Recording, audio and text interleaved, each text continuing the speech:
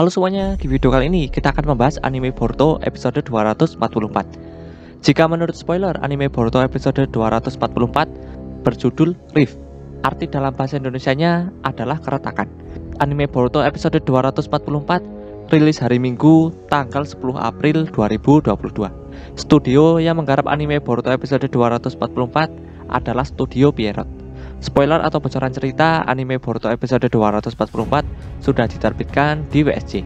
Isi spoilernya adalah front persatuan dengan Buntan dan rekan-rekannya karena kurangnya kekuatan bertarung.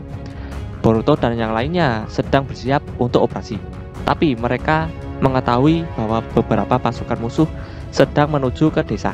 Kagura yang mengantisipasi bahwa kekuatan mereka tidak cukup untuk melawan pasukan musuh memutuskan untuk melepaskan tanda kutukan dari Buntan, Kyoho, dan Hebi Chiku.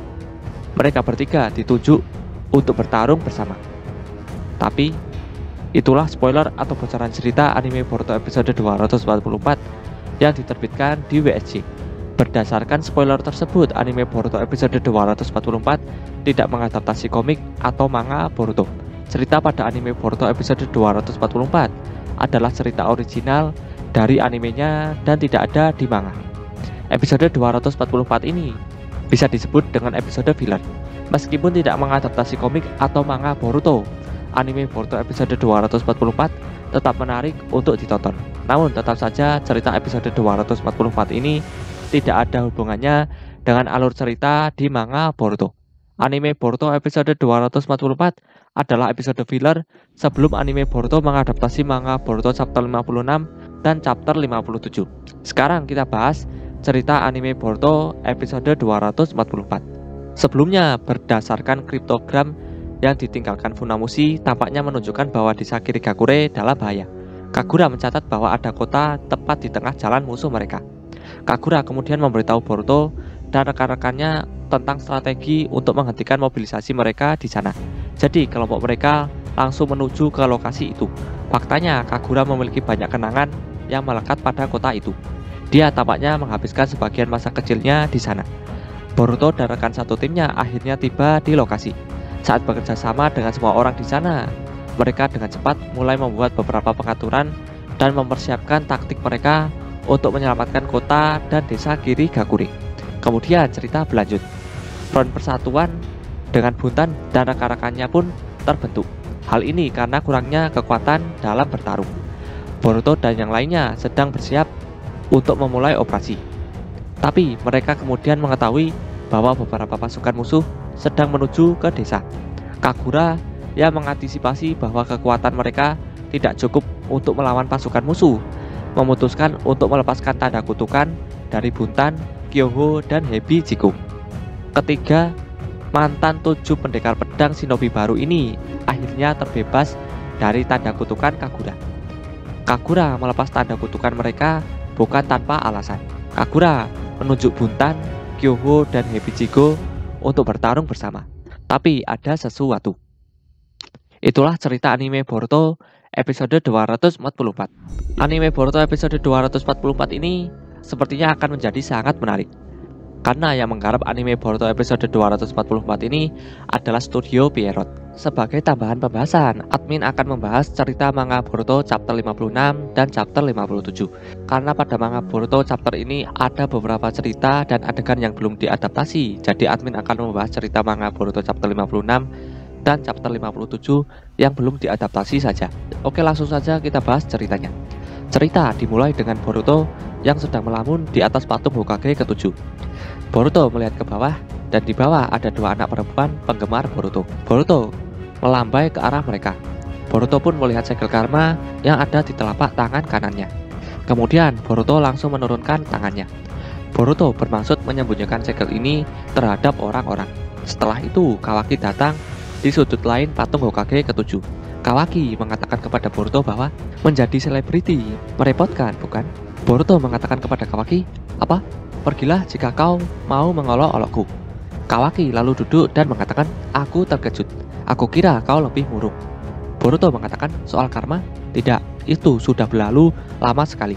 Ini cuma aku tidak tahu bagaimana harus bersikap atau apa yang seharusnya aku coba lakukan soal itu."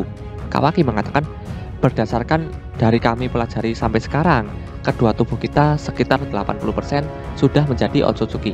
Dan dirimu khususnya data Otsutsuki masih terus mengunduh dirinya dari karmamu. Dan setelah itu selesai, saat kau menjadi wadah Momoshiki, kau Boruto akan menghilang dan si payah itu akan bangkit dari tubuhmu. Boruto lalu melihat segel karma yang ada di telapak tangan kanannya. Boruto mengatakan, ini sungguh menyebalkan. Aku merasa seperti terjebak dalam mimpi buruk. Kawaki melirik ke arah Boruto. Kawaki lalu mengatakan, aku memikirkan sesuatu yang mungkin bisa kau coba lakukan. Kenapa kau tidak persiapkan wadah dirimu sendiri dengan memberikan karma kepada orang lain? Boruto terkejut dan bingung dengan perkataan Kawaki ini. Boruto melihat Kawaki dan mengatakan, wadah diriku sendiri? Boruto bertanya-tanya tentang maksud dari perkataan Kawaki. Kawaki mengatakan kepada Boruto, tapi ingat, ini hanya hipotesa yang aku pikirkan. Tapi jika Momoshiki bangkit dan kau menghilang, kalau kau punya wadahmu sendiri di suatu tempat, mungkin kau bisa memakainya untuk reinkarnasi. Boruto mengatakan, itu teori yang gila. Lagi pula, kalau aku mau memberi karma dan membuat wadah, itu artinya aku harus mengorbankan orang lain. Benar kan? Mana mungkin aku mau? Kawaki mengatakan, kau tidak perlu cemas soal itu. Aku sudah memikirkan seseorang. Seseorang yang akan sempurna. Namanya adalah Kon. Satu-satunya orang lain yang selamat dari ritual Jigen. Kemudian beralih ke gerbang gua yang terdapat 2 penjaga di tengah hujan salju. Penjaga ini salah satunya berjenggot dan memakai kacamata. Dia melihat Kot yang sedang mendekat ke arahnya. Kot sedang berjalan dan merasa kedinginan. Setelah melihat Kot, penjaga pintu gerbang menanyakan kepada Kot, siapa kau?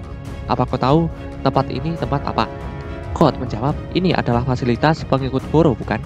Aku adalah kenalannya. Bisa tolong kalian biarkan aku masuk. Penjaga gerbang mengatakan, maaf, tapi Tuan Boro tidak ada di sini. Jadi pulang saja sana. Kot mengatakan, bodoh. Mau bagaimana lagi? Kau pasti bodoh jika mau menjadi penjaga gerbang di tempat terpencil dingin ini. Kot mengatakan hal itu sambil jari-jari tangan Kot membentuk cakar. Penjaga gerbang berjenggot sangat kesal dan mengatakan kepada Kot, berhenti, ini peringatan terakhir. Kot lalu mengatakan, ya sebelum kalian mati. Beralih ke Boruto dan Kawaki di atas patung Hokage ke-7. Di sini Boruto menanyakan kepada Kawaki mengenai maksud dari ritual Jigen. Kawaki menjawab pertanyaan Boruto bahwa ingat apa yang aku katakan padamu soal saat aku pertama dibawa Kara. Itu adalah ritual untuk menyeleksi kandidat wadah Otsutsuki. Banyak anak yang diberi karma dan mereka yang tidak cocok akan kejang-kejang dan mati. Hanya ada 2 dari kami yang tersisa saat sampai di giliranku. Aku berhasil selamat saat Jigen memberiku karma. Ternyata aku cocok, seperti yang aku katakan. Setelah itu, aku pingsan dan dipindahkan ke tempat lain. Jadi aku tak melihat apa yang terjadi setelahnya. Tapi tampaknya Jigen juga memberi anak terakhir itu dengan karma. Tapi dia gagal, sama seperti anak lain yang mati. Tubuhnya mulai gemetar dan kejang-kejang. Dia tidak bisa menjadi wadah. Namun entah kenapa dia tidak mati. Dia selamat. Sama sepertiku, dia cocok dengan karma. Kemudian beralih ke Kot yang sedang berada di depan gerbang fasilitas pengikut Boro. Kot mengaktifkan karma putihnya, lalu langsung melaju ke arah 2 penjaga gerbang dengan tangan Kot yang sudah membentuk cakar yang tajam. Kedua penjaga gerbang pun bersiap menyerang. Tangan mereka ternyata adalah senjata Sains Ninja, mirip dengan Garo.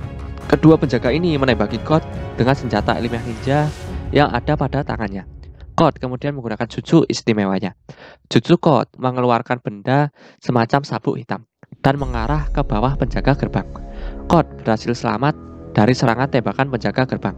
Penjaga gerbang terkejut dengan Kot yang tiba-tiba menghilang. Mereka juga kebingungan dengan sabuk hitam yang ada di bawahnya. Kemudian Kot muncul dari sabuk hitam itu dan berada di belakang penjaga gerbang berjenggot. Penjaga gerbang satunya yang memakai penutup mulut atau masker berusaha memperingatkan penjaga gerbang berjenggot kalau musuh ada di belakangnya. Namun Kot langsung menusuk penjaga gerbang berjenggot menggunakan cakarnya. Lalu penjaga gerbang yang memakai masker menembaki Kot menggunakan senjata ilmiah ninja.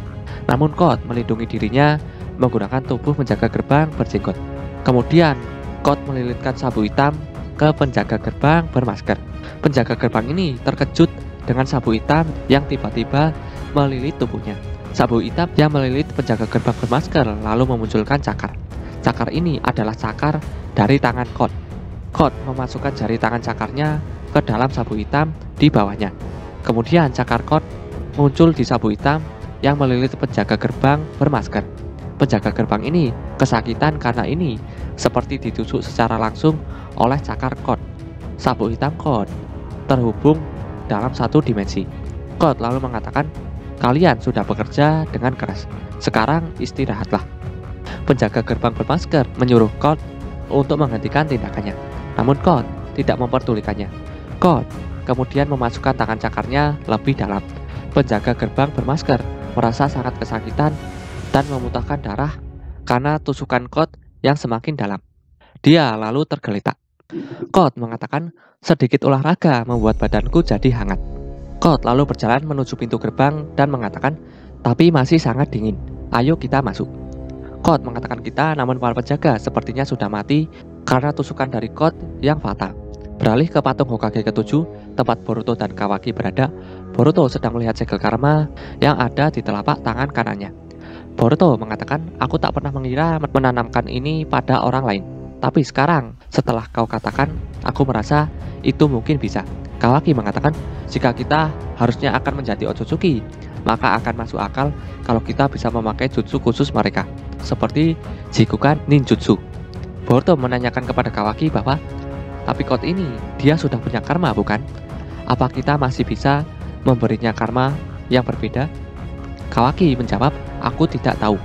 Tapi setidaknya dia bisa selamat setelah diberi karma. Itulah yang penting. Jika karma itu sangat mudah diberikan, Jigen tidak akan kesulitan. Jadi masuk akal untuk mencobanya pada seseorang yang sudah pernah selamat itu. Ditambah lagi, dia bukan pada siapapun." Boruto mengatakan, "Memang. Tapi kau tahu, aku merasa sangat ragu soal memaksakan hal ini pada orang lain." Kawaki mengatakan, "Kau pasti bercanda. Kau tidak punya pilihan lain, kecuali kau memang ingin mati. Biar aku beritahu, Code itu kuat. Sejauh yang aku tahu, lebih kuat dari Delta dan Buruk. Dia bukan tipe musuh yang mudah dihadapi."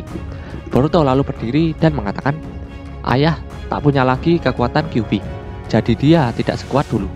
Lagi pula, kita tidak bisa terus bergantung padanya selamanya. Kita harus berkembang. Aku tak tahu seberapa kuat Code itu. Tapi apa kau tahu, Kawaki, apa yang kami para shinobi lakukan di saat seperti ini?" Kawaki melirik ke arah Boruto dan menanyakan kepada Boruto bahwa, "Kau ini bicara apa?" Boruto lanjut mengatakan, "Kami berlatih. Ayo kita pergi." Beralih ke ruangan fasilitas pengikut Boro. Di sini terdapat kakek tua berjenggot yang sedang duduk. Dia terkejut dengan Code yang tiba-tiba datang dan menyapanya. Kakek berjenggot ini bernama Bug. Bug mengatakan, "Astaga Code, apa yang kau lakukan di sini? Ada tugas dari Jigen?" Code mengatakan, "Jigen sudah mati, dan sepertinya Boro juga." Bug mengatakan, "Sepertinya ada masalah. Apa yang terjadi?" Code menjawab, "Banyak. Keadaan tiba-tiba menjadi sangat sibuk. Ngomong-ngomong, bagaimana kabar Eida?" Bug gugup berkeringat dan menanyakan kepada Code, "Kau ini bicara apa?" Code menjawab, "Aku yakin Boro diam-diam menyimpan beberapa cyborg di sini yang telah diperintahkan oleh Jigen untuk dimusnahkan, walau aku tak tahu motifnya. Mungkin untuk senjata rahasia, pokoknya bawa aku padanya." Bug mengatakan, "Aku sama sekali tak berniat untuk menentangmu, sungguh. Tapi apa kau yakin Boro sudah mati?" Bug lalu mengancam Code jika Code berbohong. Melihat wajah Code yang diam dan serius, Bug percaya jika Boro sudah mati. Bug lalu mengatakan, "Baiklah, tapi sebagai gantinya, kau akan membayarku, bukan?" Kemudian Code dibawa ke ruangan di mana Eida berada. Di ruangan ini terdapat kapsul besar. Bug mengatakan kepada Code, "Ini, tapi apa yang sebenarnya kau rencanakan, Code?" Code hanya terdiam dan mendekati kapsul besar. Kapsul itu menyimpan Eida. Eida tertidur di dalamnya. Setelah melihat Eida, Code mengatakan, "Halo Eida, kau yang tahu semuanya di dunia ini." Code sangat kesal dengan Boro yang melanggar perintah Jigen dengan menyimpan Eida. Code juga tidak mengetahui apa rencana Boro. Bug menanyakan kepada Code mengapa Code tidak melaporkannya kepada Jigen soal Boro. Code menjawab bahwa dirinya tidak yakin dan tidak tega untuk membunuh teman baik. Code tidak membayangkan kalau tindakan Boro akan jadi sangat berguna. Code lalu berniat membangunkan Eida. Namun Bug agak keberatan untuk melepaskan Eida. karena Eida tidak bisa dipaksa patuh hanya dengan kekuatan saja. Selain itu, Eida ada di tingkatan yang berbeda. Kemudian, secara tidak terduga, Code merubah tangannya menjadi cakar dan menghancurkan kapsul yang menyimpan Eida. Di sini, Eida akhirnya keluar dari kapsul yang menyimpannya. Code pun menyapa Eida, memperkenalkan dirinya, dan meminta maaf karena sudah mendadak membangunkan Eida. Eida sendiri hanya diam dan berjalan meninggalkan Code. Namun secara tiba-tiba, Code menusuk Eida dengan cakar melalui sabuk di tangannya yang terhubung dengan sabuk yang melilit Eida. Tujuan Code adalah untuk berbicara dengan Eida. Jika Eida tidak menghiraukannya, maka Code akan membunuh Eida sesuai perintah Jigen. Code lalu terkejut karena tangannya tidak bisa menusuk Eida lebih dalam. Tangannya tidak bisa bergerak sesuai keinginan Code. Itu salah satu kekuatan Eida. Eida mengatakan kepada Code bahwa dirinya bukan tidak menghiraukan Code. Karena Eida tertidur lama, dia khawatir nafasnya bau tidak sedap. Eida kemudian menyuruh Bug untuk mengantar Code ke bar dan dirinya akan menyusul. Code dan Bug pun pergi ke bar dan menunggu Eida. Code menanyakan kepada Bug apakah Eida tertarik dengan Code. Bug lalu mengatakan kepada Code bahwa Eida sudah mencuri hati Code. Itu adalah kekuatan Eida. Itulah alasan mengapa Code tidak bisa menyerang Eida. Code sudah tamat. Code heran dengan Eida. Penglihatan segala itu saja sudah curang, tapi Eida masih punya kekuatan lainnya. Kemudian Eida tiba di bar. Eida menjelaskan bahwa ada kamera keamanan di setiap sudut dunia ini, dan Eida bisa mengaksesnya kapanpun. Sebagian besar Eida sangat bosan, namun kadang Eida melihat sesuatu yang menarik, seperti kematian Otsutsuki. Eida mengetahui kematian Ishiki, dan saat Code berbicara dengan jiwa Ishiki, Code terkejut dengan penglihatan Eida. Code menanyakan kepada Eida bagaimana cara kerja penglihatannya. Eida menjelaskan kalau kesadarannya rasanya berpindah ke tempat itu. Eida juga bisa melihat ke masa lalu, namun Eida tidak bisa melihat kejadian sebelum dirinya lahir. Code kemudian menanyakan kepada Eida apakah dia bisa melihat masa depan. Eida menjawab tidak. Ini bukan kekuatan ramalan. Eida hanya bisa melihat kejadian secara langsung atau memilih peristiwa dari masa lalu. Eida lalu menebak kalau Code ingin tahu mengenai bagaimana cara melepas pembatas kekuatan dalam tubuh Code. Code mengatakan ya, agar bisa membunuh Hokage dan Uchiha. Saat ini Code mungkin bisa melakukannya, namun dia tidak ingin menyulitkan dirinya. Eida menjelaskan kepada Code bahwa hanya Amado yang bisa melepaskan pembatasnya, memakai pengenalan iris dan kode perintah suara. Kedua autentikasi biometrik itu dibutuhkan dan Eida tidak tahu apa kata kodenya. Code mengatakan kalau autentikasi biometrik itu bukanlah masalah. Code hanya harus melakukan jurus perubahan dan berubah menjadi Amado. Eida mengatakan kalau itu tidak mudah. Amado mengubah matanya dengan alat sense ninja. Jutsu perubahan tidak bisa meniru teknologi yang kompleks.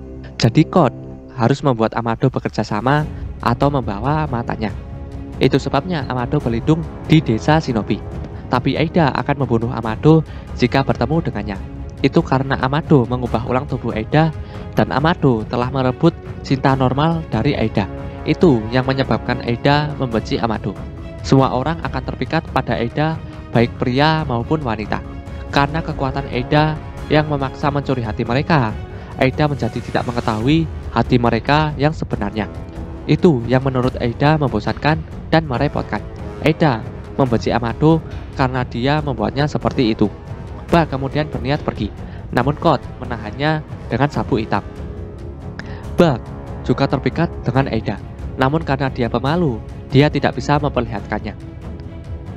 Code menjadi paham mengapa Boro melanggar perintah Jigen dan tidak memusnahkan Eida. Itu karena Boro terpikat pada Eida. Code mempertanyakan kepada Eida mengapa Jigen tidak terpikat padanya. Eida menjelaskan kalau Jigen adalah pengecualian. Ada dua macam hati yang tidak bisa dicuri oleh kekuatan Eida, yaitu saudara sedarah dan Otsutsuki. Eida lalu mempertanyakan kepada Code mengenai Kawaki. Eida juga menceritakan kepada Code kejadian saat Ishiki dibunuh Kawaki. Code mengatakan kepada Eida bahwa kekuatanmu tidak berpengaruh pada Kawaki. Mungkin kau bisa memiliki hubungan normal dengan Kawaki dan itu juga berlaku pada Boruto. itu karena Boruto dan Kawaki mengalami Otsutsuki-fikasi.